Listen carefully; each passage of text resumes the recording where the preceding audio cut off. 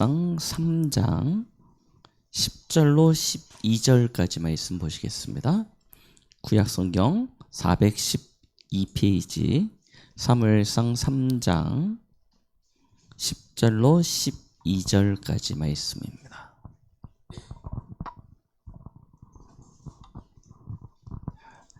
찾으셨으면 저희 같이 합독하십니다. 여호와께서 임하여서서 전과 같이 사무엘아 사무엘아 부르시는지라. 사무엘이 이르되 말씀하옵소서 주의 종이 듣겠나이다 하니 여호와께서 사무엘에게 이르시되 보라 내가 이스라엘 중에 한 일을 행하리니 그것을 듣는 자마다 두 귀가 울리리라.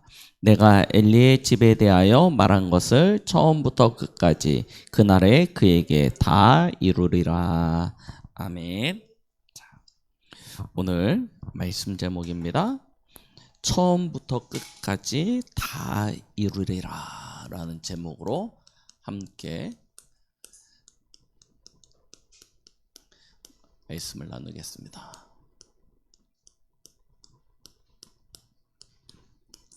사무엘상 3장 10절로 12절 말씀 본문으로 해서 말씀을 나눠보겠습니다.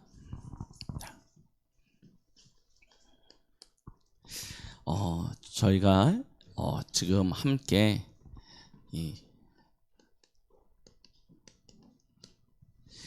캠프에 이 기도 제목을 가지고 인도를 받고 있습니다.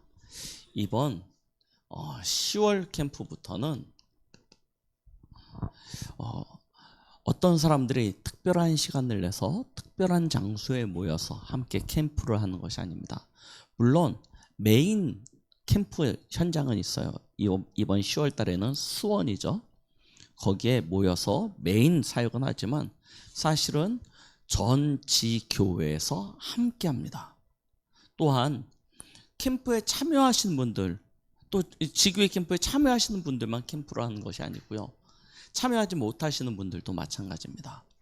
그래서 이번 캠프부터는 금요일 날 마지막 포럼 시간에 취합을 할 거예요. 직장에서 캠프에 응답을 받으신 분들, 학교에서 캠프에 응답을 받는 렘넌트 다 취합을 해서 금요 기도회 때 그런 분들이 나와서 또 포럼을 하기도 할 겁니다. 그래서 전 성도예요. 어떤 특정한 사람이 아니고 전 성도가 어디냐? 자기 현장이에요. 자기 현장에서 캠프를 하는 것입니다.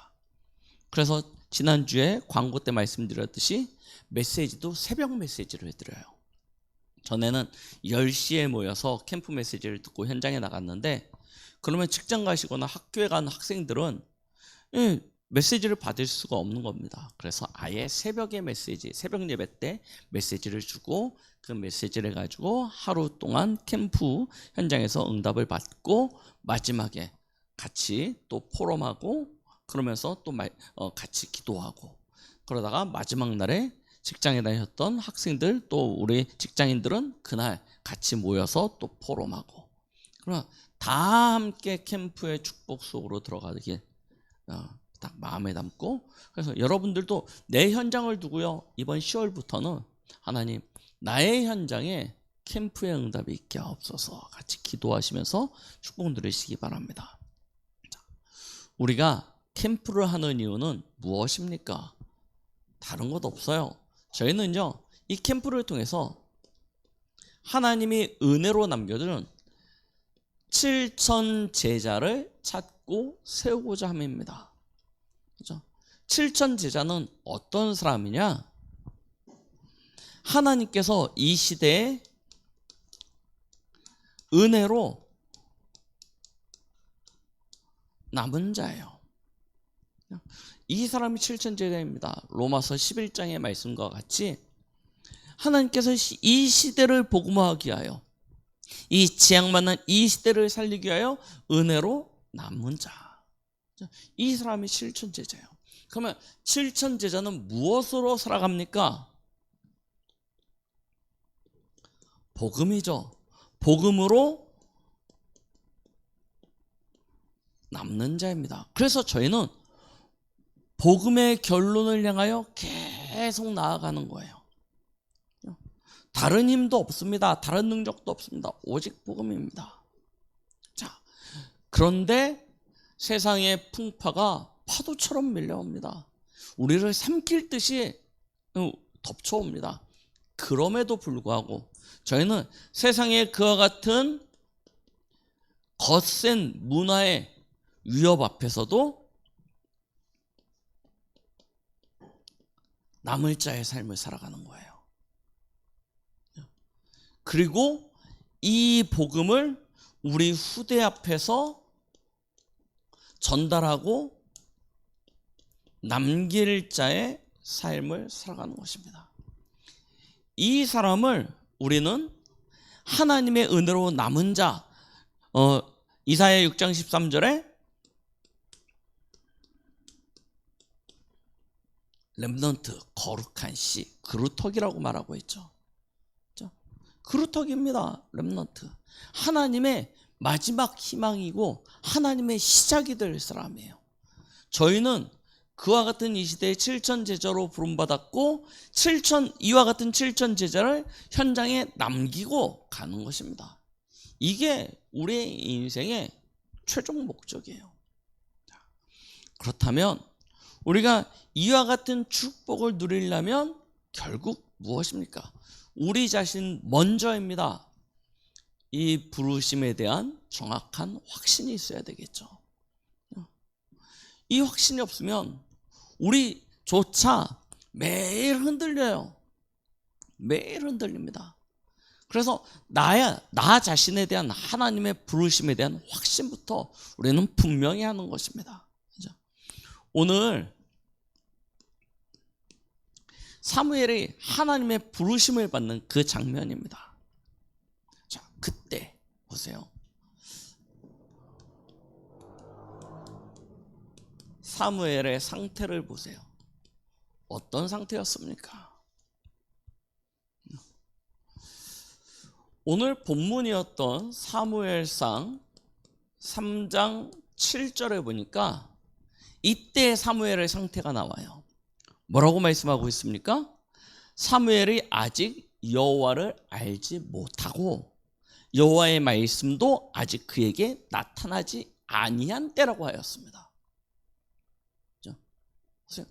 하나님의 부르심을 보시라니까요. 우리는 하나님 앞에 충성되어 열심히 헌신하고 봉사하면 그 값으로 어떻게 구원을 받고 그것으로 말미암아 우리가 축복을 받고 라고 생각하는데 아니죠. 뭐예요? 하나님의 은혜입니다. 아직 여호와를 알지도 못하고, 물론 유대인 출신이에요. 맞죠? 히브리인 아닙니까? 엄마가 한나였기 때문에 이 사무엘을 품에 안고 끊임없이 이 복음을 전달했을 거예요. 그런데 정작 사무엘은 그 복음이 어디에 있어요? 머리에만 있어요. 엄마한테 배운 복음이에요. 지식적인, 마치 성경 이야기, 우리가 아는 어떤 전래동화 비슷하게 옛날에 그랬대 하는 그런 거래 하고 아는 그 정도 하나님. 실제로 하나님이 내게 임하지도 않았고 여호와의 말씀이 실제로 붙잡아지지도 않은, 그냥 말 그대로 우리가 흔히 얘기하는 종교인과 비슷한 그런 수준. 자, 그러니까요, 이런 사무엘에게 어느 날 하나님이 사무엘아 사무엘아 하고 부르십니다. 그 하나님의 음성을 듣고 누구의 말로 생각해요? 사람의 말로 생각해요.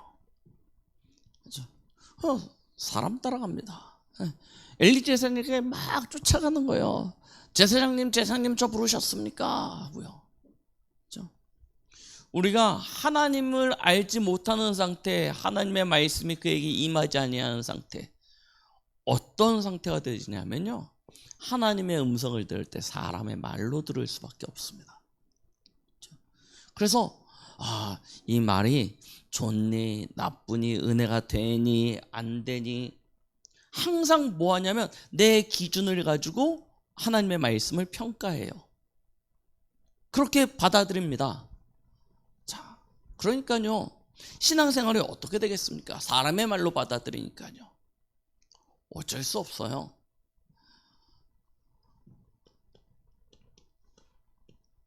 나 중심 벗어나지 못합니다. 항상 기준이 어디 있냐면 육신이고 물질 중심인 거예요.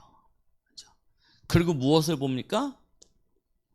외모, 수준, 그 사람의 어떤 됨됨이, 늘 이런 것들을 가지고 평가를 합니다. 그래서 심지어 오늘날에도 많은 크리스찬들이 이렇게 신앙생활을 해요. 내게 맞는 목사님, 맞죠? 그러면서 무엇입니까? 내 하는 이 신앙생활이 나의 산업이나 나의 어떤 가정이나 나의 어떤 삶에 보탬이 되고 유익이 되고, 그럼에도 무엇이냐면 어떤 수준과 환경과 여러 가지 것들을 평가해 가면서 내게 맞는 것들을 찾아갑니다. 자, 그러다 보니까 우리의 신앙이 사도행전 13장 무속인과 별반 다를 바가 없어요. 내가 듣기 좋아하는 말, 내가 듣고 싶은 말 찾아다닙니다.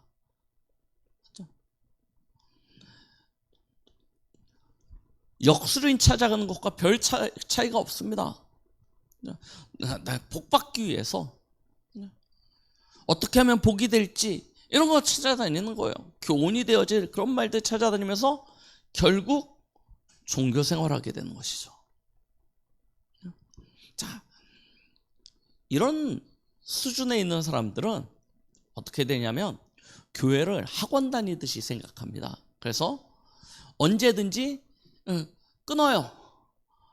이쪽 교회 끊고 저쪽 교회 갑니다. 학원 옮기듯이 교회 옮긴다니까요. 그러다가 교회가 영 마음에 안 들어. 그럼 어디로 가요? 성당도 가고 불교도 갑니다. 왜냐하면 종교이기 때문이에요. 교회 다니면서도 어디 가냐? 무속인도 찾아다니고 역술인도 찾아다녀요. 왜 그러냐? 하나님의 음성을 들을 때 하나님의 음성으로 안 들리고 사람의 말로 들리거든요. 얼마나 안타까운 인생입니까? 그러니까요, 이런 상태가 계속되어져서 체질이 만들어지면요, 결국 어떤 결과가 오게 되냐면 지금 이스라엘을 겪는 이 고통과 재앙이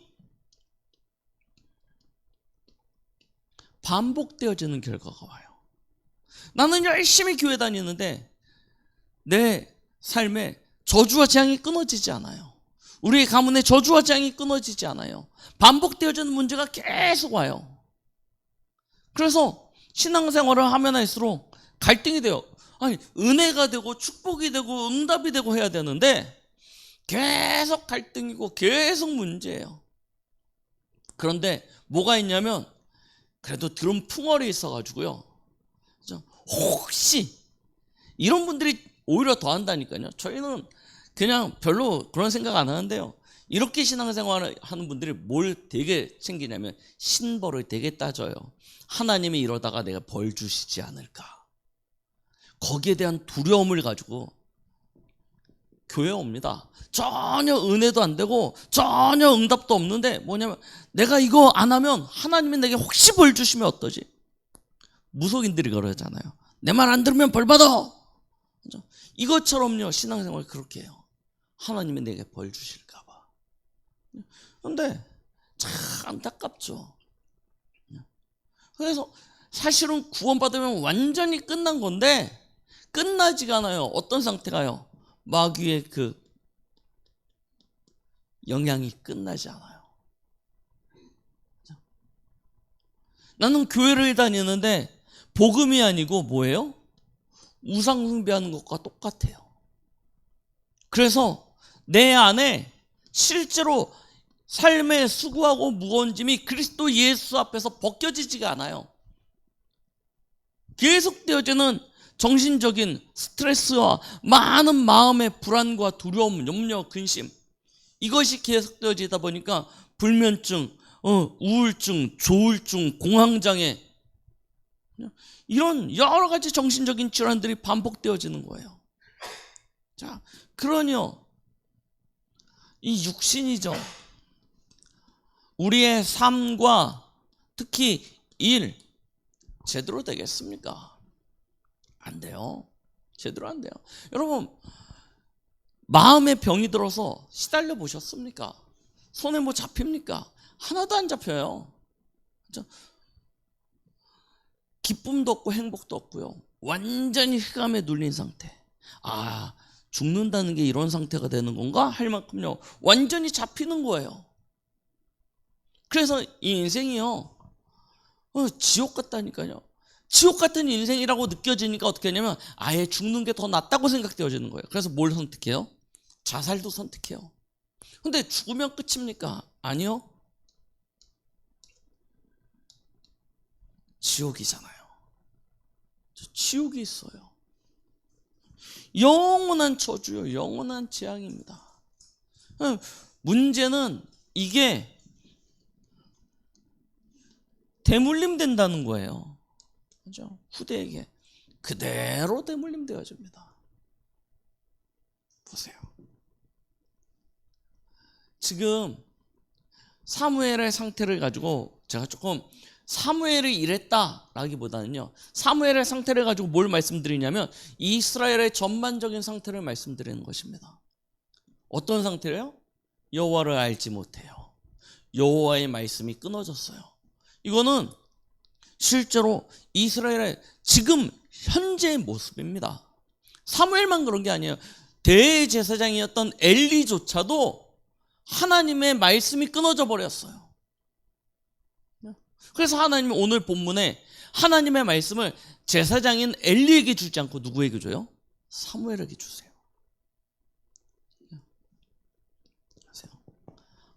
우리의 영적인 상태가 이렇게 되면 어떻게 되겠습니까? 우리의 영적인 상태가 이 수준에 있다면, 그렇죠? 우리도 이스라엘과 같은 이와 같은 재앙과 저주가 계속되어지는 삶 되지 않겠습니까? 자, 그렇다면 여기서 하나님께서 우리에게 주신 은혜로 말미암아 우리는 빠져나오게 된 것이죠. 어떻게요? 하나님의 부르심이요. 은혜로 남은 자가 있다니까요. 이스라엘의 재앙 가운데 이렇게 고통당하고 있는 그때 하나님께서 한 사람을 은혜로 택하셔서 남겨두신 것입니다. 그 사람이 누구냐면 바로 사무엘이에요. 오늘 이 시대에 하나님께서 누굴 부르셨냐? 저와 여러분들을 부르셨는 줄 믿으시기 바랍니다. 그렇죠? 하나님의 부르심을 보세요. 사무엘이 그때 어디 있었습니까? 사무엘의 영적인 상태는 이 상태예요. 이 상태에 있었습니다. 그런데 사무엘이 이날 이 시간표에 어디에 있었습니까? 오늘 성경에 보니까 하나님의 성막이죠. 언약궤 곁에 있었던 것입니다. 보세요. 여러분들이 어디에 있느냐가 굉장히 중요합니다.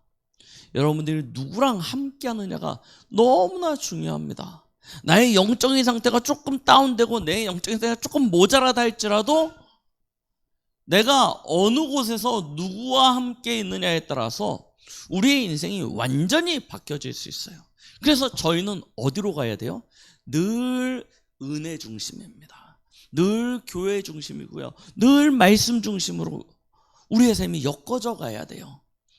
어느 날 하나님의 시간표가 우리에게 반드시 온다니까요.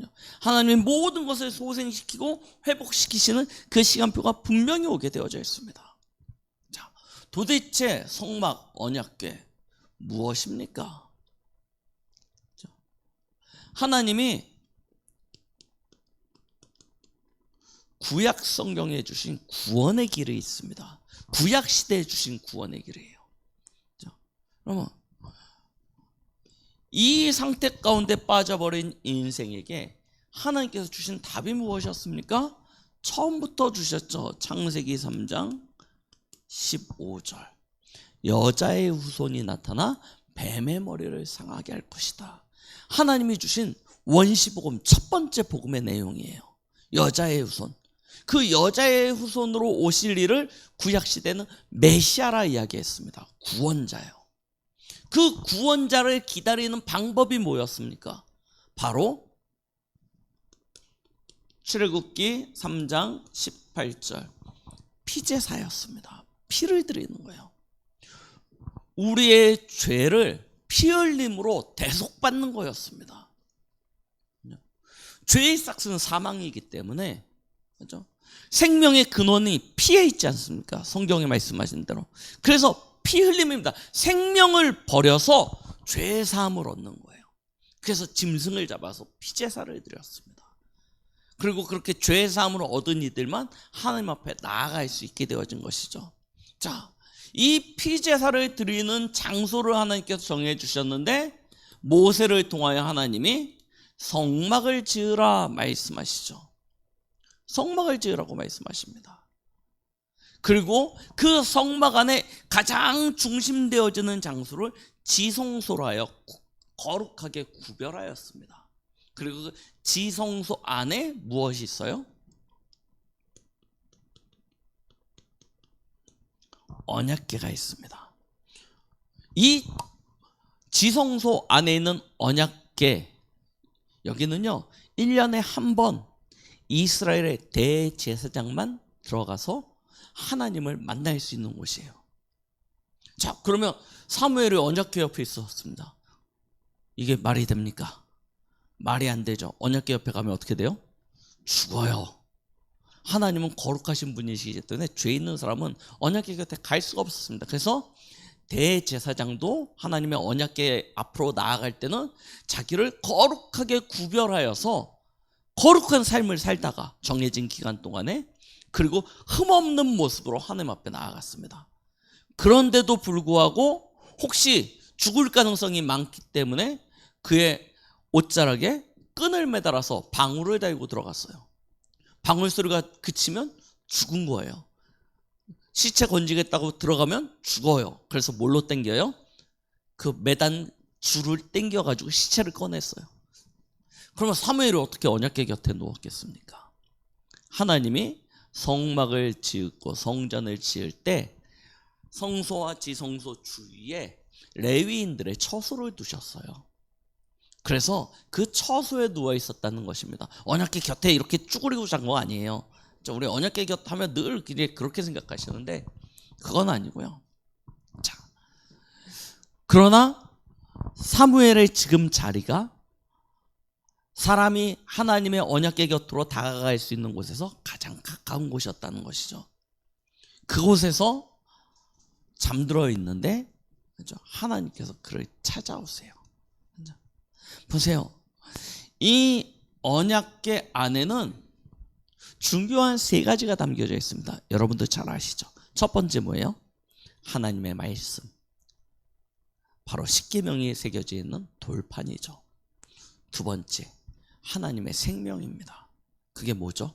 바로 만나예요. 광야에서 이스라엘 백성이 그 만나를 먹고 살았습니다. 그리고 하나님의 능력이 나타나져요. 어느 정도입니까? 아론의 지팡이에 싹이 났어요. 그래서 이 세 가지가 담겨져 있습니다. 하나님의 말씀, 그리고 하나님의 생명, 하나님의 능력. 이것이 이 안에 담겨져 있는 거예요. 이 성막과 언약궤는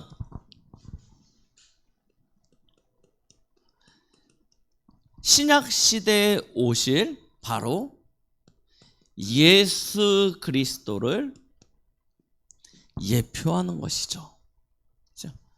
말씀이신 하나님이 우리에게 생명으로 다가오셔서 그 능력으로 우리를 구원하신 것입니다. 이게 언약궤의 의미예요. 그 언약궤로 나아가는 곳이 어디냐? 성막이죠. 하나님의 집입니다.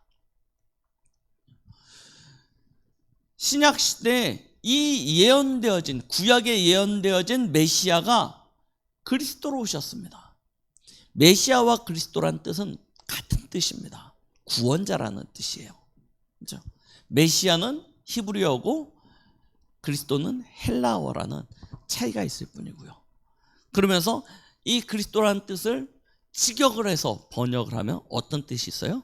기름 부음을 받은 자. 기름 부음을 받은 자라는 뜻은 하나님의 일꾼, 하나님께로부터 구별되어진, 성별되어진 자라는 뜻을 가지고 있는 것입니다. 자, 이 그리스도가 하신 일이 무엇입니까? 요한일서 3장 8절. 마귀의 문제 아닙니까? 그래서 하나님의 아들이 나타난 것은 마귀의 일을 멸하려 하심이라. 그렇죠? 예수 그리스도는 마귀의 일을 멸하신 참 왕으로 이 땅에 오신 것입니다. 그리고 로마서 8장 2절. 죄와 사망의 법에서 우리를 건지셨습니다. 생명의 성령의 법으로 옮기셨어요. 그렇죠? 우리의 죄와 저주, 사망을 해결하신 참 제사장이시죠. 그리고 요한복음 14장 6절. 우리의 길이 되어 주셨습니다. 진리가 되어 주셨습니다. 생명이 되어 주셨습니다. 우리의 참 선지자입니다. 구약시대에 기름을 이 세 직분에게 부어주셨어요. 그렇죠? 왕을 세울 때, 제사장을 세울 때, 선지자를 세울 때 하나님께서는 이들에게 기름을 부어서 이 직분을 맡기셨습니다. 예수 그리스도는 왕이 해결하지 못한, 제사장이 해결하지 못한, 선지자가 해결하지 못한 우리 인생의 모든 문제를 해결하신 그리스도로 이 세 가지 직분을 한 번에 끝내버리신 거예요. 어디서요? 바로 십자가에서요. 그래서 저희는 예수님을 그리스도다라고 고백합니다. 이 사실을 믿을 때, 맞죠? 우리는 구원을 받고 하나님을 만나게 되는 것이죠. 자, 우리가 구원을 받고 하나님을 만난다 하니까 구원받으면 하나님을 눈으로 보나? 난 못 봤는데. 혹시 그렇게 생각하시는 분도 계실지 모릅니다. 그런데 하나님은 영이시기 때문에 눈으로 볼 수 없습니다. 그럼 어떻게 만납니까? 하나님이 우리 안에 영으로 거하시죠. 그걸 어떻게 알 수 있냐면 내가 하나님의 자녀요 구원받았다는 확신으로 알 수 있게 되어집니다. 이걸 하나님을 만났다라고 이야기하는 거예요. 성경은 분명히 말씀하고 계시죠. 요한복음 3장 16절. 믿으면 구원받아요. 영생 얻는다 말씀하셨습니다. 그리고 구원받는 그 즉시 사망에서 생명으로 옮겨진다라고 말씀하셨습니다. 그럼 어떻게 믿으면 되냐? 로마서 10장 9절로 10절. 마음으로 믿어야 됩니다. 맞죠? 우리가 영접기도 하면 영접기도 하십시오 했더니 그냥 영접기도 막 하면 나 구원받았어. 그게 아닙니다. 뭐가 있어야 된다고요? 내 마음에 예수가 그리스도시구나라는 것이 믿어질 때. 그렇죠? 이미 내 입술로 고백하기 전에 믿어지는 그 순간 우리는 구원을 받게 되어집니다. 그럼 왜 말로 확신하냐? 그렇죠? 믿음으로 말미암아 우리는 구원을 받고 믿음으로 말미암아 의에 이르고 입으로 시인하여 구원을 받는다고 이야기하셨어요. 그렇죠? 입으로 시인할 때 우리는 거기에 대한 확신을 가지게 되기 때문입니다. 그렇죠? 그래서 요한복음 1장 12절 영접하는 자 곧 그 이름을 믿는 자에게 하나님의 자녀가 되는 권세를 주셨다라고 말씀하시는 것이죠. 이처럼 믿을 때 어떤 일이 일어나냐?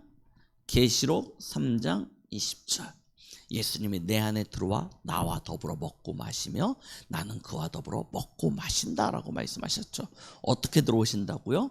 고린도전서 3장 16절 성령으로 내 안에 오셔서 나와 함께 하시는 것입니다. 나를 성전 삼고 나와 함께 하신다라고 분명히 말씀하셨습니다.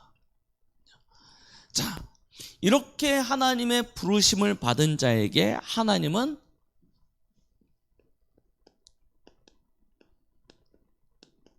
하나님의 음성, 곧 말씀을 들려주시고 우리는 그 말씀을 따라서 삶을 살아가는 것이죠. 이게 신자의 삶입니다. 전에는 하나님의 말씀이 들리지 않아요. 교회를 와서 앉아 있어도 하나님의 말씀으로 들려지지 않습니다. 은혜도 안 되고요. 그냥 가끔 웃기는 말 하면 재밌고 감동되는 말 하면 눈물 나고 가슴 찌릿찌릿하고 하긴 하지만 그것이 하나님의 말씀으로 들려지지 않았어요. 그런데 진짜 그리스도를 믿고 구원받고 난 이후에는 하나님의 음성을 들을 수 있게 되어집니다. 그렇죠? 김동호 목사님 늘 간증하실 때 그 얘기 하시잖아요. 교회를 수개월 다녔는데 은혜 안 돼요. 맞죠? 사람들 뒤통수 보면서 예배 똑바로 드리네. 저 사람은 가짜네. 이러고 있는 겁니다. 이러고 있다가 아무래도 이 상태로는 신앙생활을 계속하면 안 되겠어요. 그래서 금식하면서 기도원에 가셔서 금식하면서 하나님 좀 만나게 해달라고 했다가 안 만나져서 낙심하고 돌아오다가 길거리에서 하나님의 은혜를 받았어요. 맞죠? 그리고 거기서 회심하게 되어지고 예수 그리스도를 믿음으로 구원을 얻게 되어지고 난 이유가 되어지니까 뭐가 들려요? 말씀이 들려요. 그렇죠? 말씀을 보고 싶고 은혜를 받고 싶고 하나님과 교제하고 싶고 이런 마음이 오는 거죠. 마찬가지입니다. 구원받지 못하면 교회를 와서 예배를 보는 거죠. 그렇죠? 예배를 보는 겁니다. 그냥 쇼 보듯이 좋은 강연 듣듯이 보고 듣는 거지 실제로 하나님의 음성으로 안 들려요. 그런데 구원받고 난 이후에는 하나님의 말씀이 들리기 시작합니다. 그 속에는 하나님이 행하실 일이 있습니다. 그렇죠? 하나님의 말씀 속에는 하나님의 중요한 일, 하나님의 계획과 뜻이 이 속에 다 담겨져 있죠. 이 계획과 뜻은 결국 저와 여러분들의 미래, 장래와 연결되어져 있습니다. 오늘 사무엘에게 하신 말씀이에요. 내가 이스라엘에게 한 일을 행하리니, 맞죠? 엘리의 집에 일을 행할 것이다 라고 말씀하시죠. 하나님이 하시고자 하시는 일이 있는 거예요, 말씀 속에. 그럼 우리가 강단의 말씀을 받을 때 이 한 주간 하나님이 내게 주시는 것, 또 내 현장에 하나님이 하시고자 하시는 일이 있어서 오늘 내게 말씀하시는 것이구나 라고 우리가 받으면 되는 것이죠. 이 하나님의 뜻과 계획은 아무도 바꿀 수 없습니다. 그래서 오늘 말씀에 처음부터 끝까지 다 이루리라 라고 말씀하세요. 다 이루겠다. 자, 보세요. 우리는 이 말씀을 어떻게 받으면 됩니까? 히브리서 4장 12절 말씀처럼요. 믿음입니다. 믿음으로 화합하는 거예요. 히브리서 4장 6절. 믿음으로 화합되지 않으면 내 것이 아니에요. 지나갑니다. 그래서 뭐라고 이야기해요? 아멘이라고 이야기하죠. 아멘. 오늘 사무엘은 뭐라고 하나님의 음성이 들릴 때 하나님 앞에 대답하냐면 말씀하시옵소서 주의 종이 듣겠나이다. 우리의 자세입니다. 말씀하시면 내가 듣겠나이다. 듣겠다는 것은 그냥 듣고 내가 참고해서 간다는 것이 아니라 거기에 나를 완전히 하나님 앞에 드리겠다는 것입니다. 순종하겠다는 것입니다. 우리의 삶의 자세인 거예요. 말씀 앞에 순종함으로 나아가는 것입니다. 이와 같은 축복을 누리는 거예요. 하나님의 부르심은 우리 찬양으로 늘 고백하죠. 후회하심도 없고 실수하심도 없습니다. 하나님은 저와 여러분들을 너무나 잘 아시고 하나님의 이유를 두시고 부르시고 오늘 이곳에 있게 하신 것입니다. 여러분들에게 구원을 향한 하나님의 부르심 속에서 여러분들이 하나님의 자녀가 되어졌고요. 또한 하나님께서 여러분들을 오늘 이 시간 또 부르셔서 이곳에 있게 하신 것은 하나님의 중요한 일, 사명이 있고 거기에 여러분들을 쓰시기 위함입니다. 그래서 우리는 그 하나님의 말씀을 받을 때 내게 주신 소명으로 받죠. 근데 그냥 소명이 아니고 어디서부터 온 거예요? 하나님께로부터 온 것입니다. 그래서 뭐라고 그래요? 천명이라고 합니다. 우리는 이렇게 하나님의 말씀을 받는 거예요. 하나님의 사명이 내게 왔어요. 근데 어떻게 왔냐? 하늘로부터 천명으로 주어진 것입니다. 그럼 우리는 거기에 100% 순종하면서 나아가는 것이죠. 자, 하나님께서 이와 같은 말씀에 순종하며 선 사무엘에게 어떤 응답을 주십니까? 자, 하나님은요, 사무엘에게 전무후무한 응답을 주셨어요. 어느 정도죠? 여호와께서 함께 계신다고 하셨습니다. 여호와께서 함께 계셔요. 이게 얼마나 큰 축복인지 아십니까? 구약 시대에는 아까도 말씀드렸죠? 완전한 죄사함이 없었습니다. 완전한 죄사함이 없었어요. 그래서 하나님의 신이 왔다가 떠나요. 하나님의 신에 감동되어지면 막 능력도 나타나고 역사도 나타나지만 하나님의 신이 떠나요. 왜냐하면 완전한 죄사함이 없기 때문에 죄를 짓고 악한 삶을 살고 하나님 앞에 악한 행동을 하면, 율법을 거역하면 하나님을 떠나게 되는 것입니다. 하나님이 떠나세요, 그냥. 그렇게 해서, 그래서 또 뭐가 죽어요? 짐승 잡고 가는 거예요. 그래서 피제사 드리고 또 죄사함 받고 하나님의 신에 감동되어지고, 이게 계속 돼야 되는 삶이었습니다. 하나님이 함께 하신다? 구약 성경 읽어보세요. 별로 없어요. 몇 사람 안 됩니다. 그런데 사무엘은요, 하나님께서 함께하는 사람이었어요. 그러니까 어떤 일이 일어나면 그의 말이 하나도 땅에 떨어지지 아니하였다라고 말씀해요. 무슨 얘기냐? 처음부터 끝까지 다 성취되어진다는 거예요. 그의 입술을 통하여 선포되어진 말씀이 처음부터 끝까지 다 그대로 성취되어져요. 그러니까 어떻게 되어집니까? 이스라엘의 모든 사람이 알게 되어졌어요. 저 어린 사무엘이 하나님의 선지자로 세움을 입은 자구나 라는 것을 다 알게 되어집니다. 그러니까요, 나이는 어리지만 이스라엘의 지도자가 되어져요. 지난주에 말씀을 드렸죠? 사무엘은 어떤 사람이었다고요? 이스라엘의 마지막 사사요, 하나님의 부르심을 받은 선지자요, 제사장의 역할을 감당했던 유일한 사람입니다. 하나님이 이 사무엘을 이처럼 축복해 주시는 거예요. 그가 사는 날 동안에 어떤 일이 일어납니까? 전쟁이 그치게 되어져요. 하나님은 여러분들을 그와 같은 한 사람으로 부르셨습니다. 여러분들은 여러분들의 현장에 전무후무한 유일한 사람입니다. 하나님의 언약 가진, 복음 가진 유일한 사람. 그 현장에 그리스도로부터 위임받은 왕적 권세, 제사장적 권세, 선지자적 권세를 가지고 있는 유일한 전도자입니다. 하나님은 여러분들을 별과 같이 빛나게 하실 것입니다. 왜요? 여러분들을 띄워서 막 어떻게 하시려는 거 아니야? 세계복음화 때문에. 많은 영혼을 주께 돌아오게 하는 그런 은혜와 축복을 주시려고. 그래서 이 한 주간 점검해 보십시오. 나의 영적인 상태를.